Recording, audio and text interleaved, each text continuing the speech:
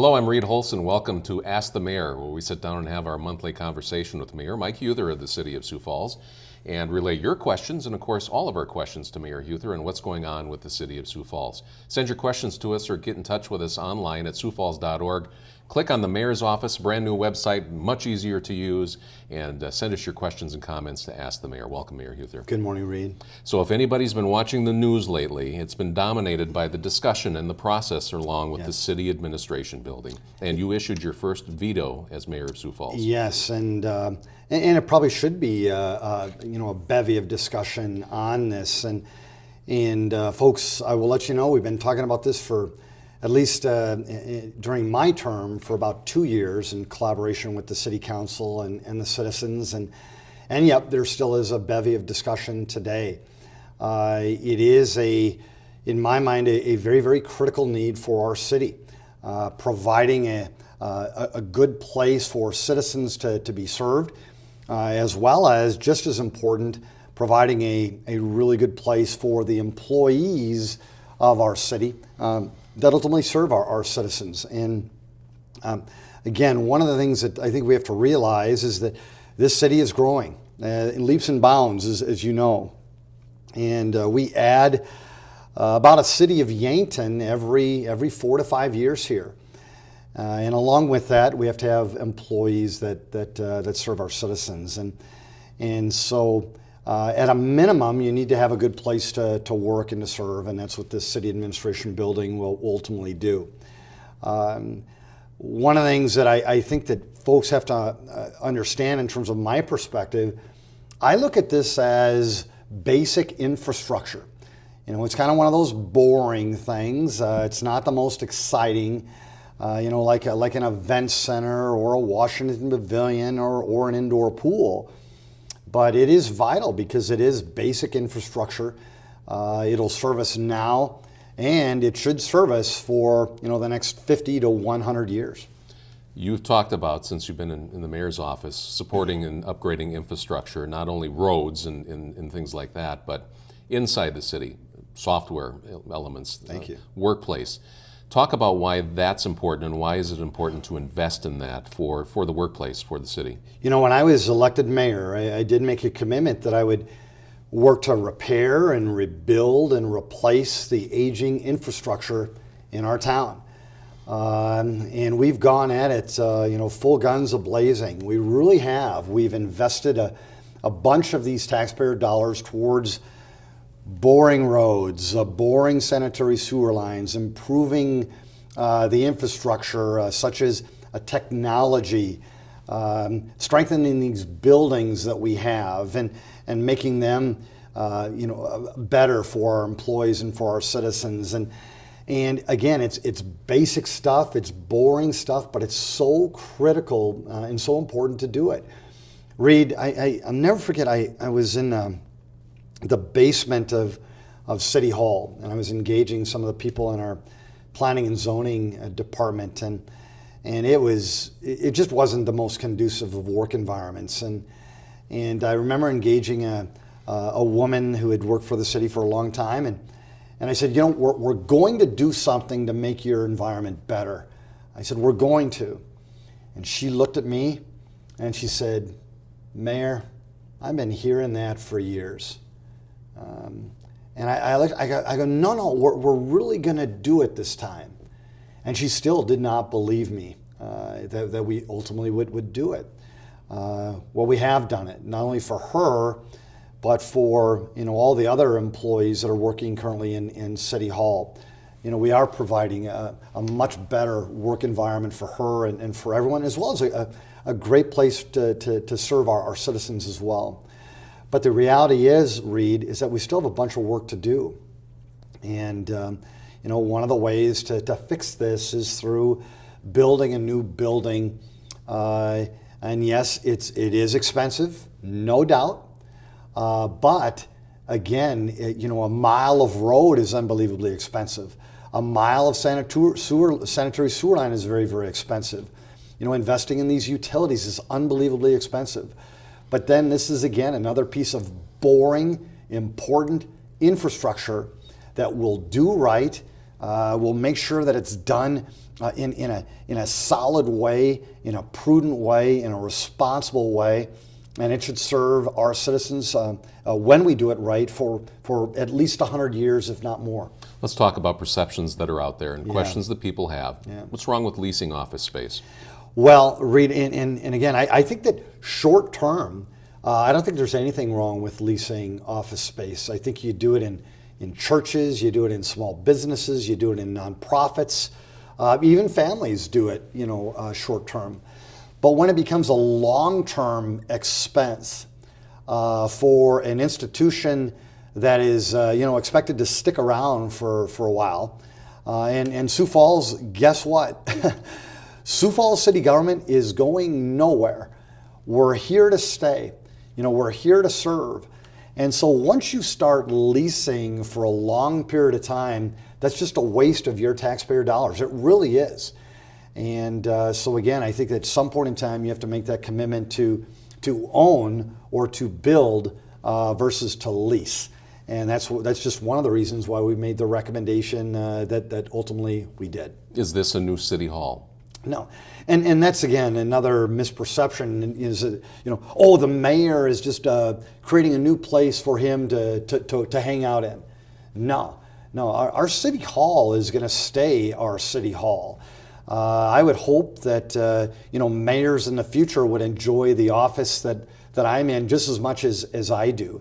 Our city hall will stay where it is. And again, we've invested millions of dollars to get it to the level that it's at, and I'm pretty proud of it for the most part. There's still some work to do, but pretty proud of it. No, this will be a city administration building where we'll move departments in there to provide a really good place for our employees to work, and then we'll provide more of a one-stop shop for citizens to get service that ultimately they need. And I think another one of the exciting aspects is that it will be in this government corridor. Whether it be county government, whether it be city government services, the citizens of Sioux Falls and Minnehaha County, they'll be able to get almost all of their servicing done in this government corridor right here near City Hall. So again, I think it not only is it a prudent thing and a responsible thing, but it's really going to improve service quality too, service efficiency. And provide a great place for citizens to get served for generations to come. And that's another reason why I'm enthused about it. Is the building going to be half empty when it's first built and opened? Great job. One of the things that the City Council wanted to be sure of as we move forward with this is that they wanted it not only to serve today's needs, but to serve needs and visions and goals in the years to come. And so one of the reasons we've designed it as such is that we're going to build a couple of the floors initially, and then also provide a shell for a third and a fourth floor as well. Again, we don't want to just build something and then cap it and then have to build another. There will be plenty of room for growth. And Sioux Falls, let me just give you a little flavor for something. We've built parking ramps, for example, in downtown Sioux Falls, for example. We've built these parking ramps. And what we did is we built them, and then as the city has grown around these parking ramps, or our downtown has flourished, well, we wanted to go back and maybe add on to those parking ramps. Well, they were built in such a way that we can't do it. And so now we got to build another one in a different location. And again, it's not the most efficient, most productive use of the taxpayer dollar. And so with this building, it will serve the citizens now, and it will serve the citizens well into the future, and provide more room for growth and collaboration and other things like that. People ask, why do they need such nice workspaces? Sure. There's a perception of people that are in public service maybe don't need a nice building like that. Why do we need that space? Why do we need this building and how does it relate to employee well-being and stewardship and being efficient in doing work? Does that factor into it?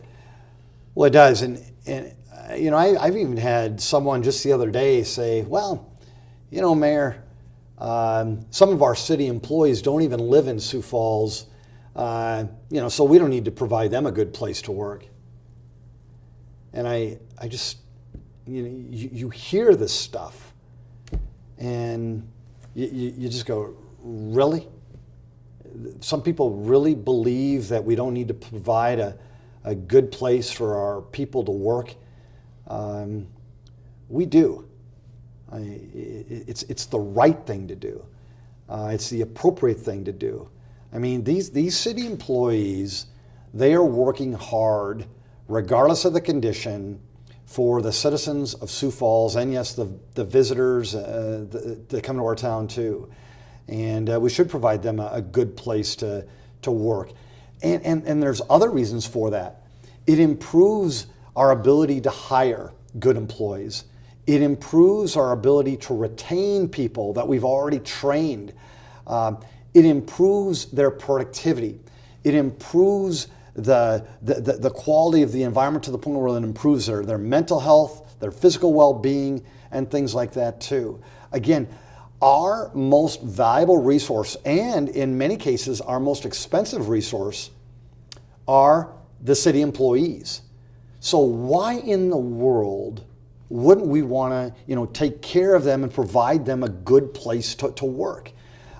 Folks, this isn't the Taj Mahal that we're going to be building. But you know what? It will have good light, good heating, good air conditioning. It will have, some spaciousness to it, so that people can work together and collaborate and make good things happen. And if you can sense that I'm a little passionate about this, I am. I mean, folks, we've got 1,200 city employees. You should actually care about them in a high level, because they're the ones who are out there protecting you, serving you, and making good things happen for this city. Day in and day out. When I kind of digress, and I apologize, but maybe it'll again just kind of add some context. Mark Cotter and Trent Lubers took me out to the sanitary landfill when I was elected mayor. I was probably about 2 years in. And I'm out at the landfill, and all of a sudden they gave me a tour of all the stuff that they do out there, and it's unbelievable what they do. That's a whole nother program someday, Reed. Well, then all of a sudden they took me into the employee break room. It was a dump. I don't even know it was sanitary. It certainly wasn't appropriate for city employees, if you ask me. And I had people say, it's just the landfill workers. They're used to that stuff. The dirt and the grime and the mess and some of that. I said, they deserve as good a working conditions as the rest of the team. And then we went out there and we did. We cleaned things up, added new paint. We added some of the amenities that the other employees have, and it was the right thing to do. And they're very thankful for it. And I don't know if they're going to bust their butt anymore because of it, but my gut says at least they'll feel more appreciated because we did. Again, folks, you have to understand something. Once you get in this thing and you see some of the things that we need to tackle as a town, you hire me, you hire our department heads and these and yes, city councilors. You hire us to try to do good things, not only for the citizens, not only for the visitors, but also for the employees. And that's exactly what we're going to try to do. We're hearing cost differential. Yes. On the cost. Is it $25 million or is it $22 million? It's a $21.9 million investment for our city. And it is expensive. It is. But it's a good investment. It's a prudent investment. It's a responsible investment. And it's one that we can afford, not only now, but well into the future. Again, when you're in this role, Reed, and you've been doing it longer than I have, you can't imagine the amount of stuff that's just thrown out there in hopes that someone will grab onto it and then have it stick in some way. I don't know how many times I've heard, oh, the city is swimming in debt. We're not swimming in debt. 4% of our sales tax dollar goes towards debt repayment. 4%. We've got one of the strongest debt burden ratios in America. Right now, we've got a 25% goal to have our operating costs covered through a reserve. We exceed that. Folks, we're a very prudent government. We're very responsible. And yes, we're very conservative. We're very fiscally conservative. And we will make sure that we are now and well into the future when or if we build this $21.9 million investment. And it's kind of cool too. If we build it now, we're going to enjoy these almost record low interest rates when it comes to the borrowing. We are going to get a building that will last the city for at least 100 years. We're going to build it in a quality fashion. And even though the council had recommended that we don't sell the bonds until October 1, the contractor, they still will allow us to lock in that $21.9 million price versus raising it. And if there's anyone watching this program, anyone who thinks that the cost of this building is going to go down the longer we wait, I'm sorry, you're sadly mistaken. No one believes that. But that also is one of those things that you hear out there. Oh, you know what? It's just going to it'll get better over time. No, it won't. No, it won't. It's just going to get more expensive. We'll just keep leasing and throwing more money down the old drain, kind of just like we're doing today as we lease these buildings across the city. Final question on this topic. Yes. How long has space needs been confronted in city government? Some perceive that this was just hatched in the last year or so. Reed, that's another thing I hear is, well, Mayor, this is just coming up. We need to spend more time on it. Folks, here's again the reality, the facts. We've been engaging the city council, at least during my administration, for at least 2 years. And that was with the city council. It wasn't done in a vacuum with just the executive branch. But it even goes back farther than that. I mean, during Mayor Munson's term, they were talking about space needs and trying to evaluate, how they were going to take care of the employees then and also in the years to come. And you can even go back even farther than even Mayor Munson's term in terms of talking about how our city was growing, how we were going to need to hire more employees and do good things. Back in 2007, the land was actually purchased. Where we're recommending putting this new building. And the intent then was to purchase the land so that ultimately we can build a new administration building someday. Well, they got the parking ramp done. They just didn't get the building done. Now we're just going to the next phase and let's get the building done too. And there's so many other reasons why it's the right thing to do. But Reed, again, Sioux Falls, we've been talking about it a long time. I know that not everybody's been as engaged as probably I have or some of the city councilors or others. But please understand, we're not doing this just on a whim. We've really done our due diligence. We really care about your taxpayer dollar. We really care about you. And we really care about this town. And it's not that, and one of the things that folks have to realize, it's not just about our town today, 2016. We also have to care about our town 50 years from now, 100 years from now. And it's that long-term vision that you want to pay attention to. I mean, I don't know who the mayor was 80 plus years ago. I don't know who the council or commission was 80 plus years ago. And I don't know many citizens who were here 80 plus years ago. But they decided to invest in a city hall where I'm working at today. And I tell you, I commend them. I commend them for their vision. I commend them for making that investment. I commend them for probably all the hits that they took, and the scrutiny and the criticism that they took. But I'm also very, very proud of them. And I hope that someday we can do the same thing for citizens 80 years from now who read. You and I won't have an opportunity to meet. All right, we're going to take a break, Mayor. Thank you. If you'd like to see resources on this topic, there's a lot of them, including past city council meetings, project files, those types of things. You can find it all at siouxfalls.org. Hey, there's lots of summer left, even though it's almost back to school time. There's lots of events coming up in Sioux Falls. We'll talk about that next when we take a break on Ask the Mayor.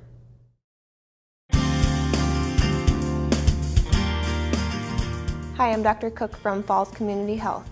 This summer, remember to practice safe sun. Try to limit your time in the midday sun between the hours of 10 a.m. and 4 p.m. Wear a wide brim hat, sunglasses with UVA and UVB protection, and tightly woven loose-fitting clothes. Apply broad spectrum sunscreen liberally and reapply at least every 2 hours. Thanks for watching Ask the Mayor. Glad you're spending time with Mayor Huether and I and talking about what's going on in the city of Sioux Falls. Well, it's August, just about back to school time, but there's still plenty of things to do in Sioux Falls in our remaining minutes here. Let's talk about all the events that are coming up, including the Sioux Falls Marathon. It's coming up soon, September 11th. It's a Sunday. And folks, I just encourage you all to consider, just get involved in that. Run a 5K, run a 10K, run the half marathon. Just do it. You'll feel better. It's something that's really fun to do, and you still have plenty of time to train, especially for a 5K. I'm training right now for a half marathon, and I feel really good. Reed, I'm at about 10 miles right now, about 10 and a half, so I'm almost there. Feeling good. It helps relieve some stress that I have, and every now and then I have some stress, Reed. But physically it makes me feel better too. And folks, all you need is really just a pair of good tennis shoes. That's the only equipment you need, and then just go for it. But yeah, join in. It's Sunday, September 11th. And you are training, because I saw you last Sunday on the bike trails. That marathon's coming up on September 11th. Yes. So if you're looking for information on there, there's SiouxFallsMarathon.com is the website to take a look at for that. So plenty going on in the parks too. And if you have an idea for an event that you want to do, how do you approach that with Sioux Falls Parks and Rec? And people have a lot of great ideas in terms of things that they'd like to try in collaboration with the city.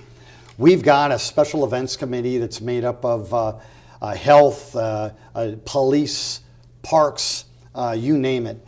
And if you've got something that you'd like us to consider, you just fill out an application. You'll meet with some of those people, and ultimately we'll decide if it makes good sense for the city. But yeah, a lot of stuff going on. I don't know if our quality of life has ever been better, especially in the summer, Reed.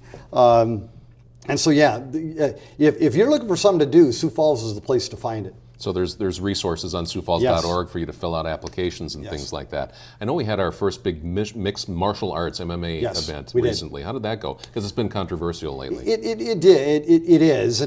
And folks, I don't think it's any secret from anybody that I am probably not the biggest advocate when it comes to ultimate fighting or MMA. I just am not. But it is legal in our state. It's legal in our city. It's legal in our country. And ultimately, we did have our first big event here at the Denny Sanford Premier Center. And I think it went well. At least one thing it did, it was the only nationally televised sporting event in the country on that particular day.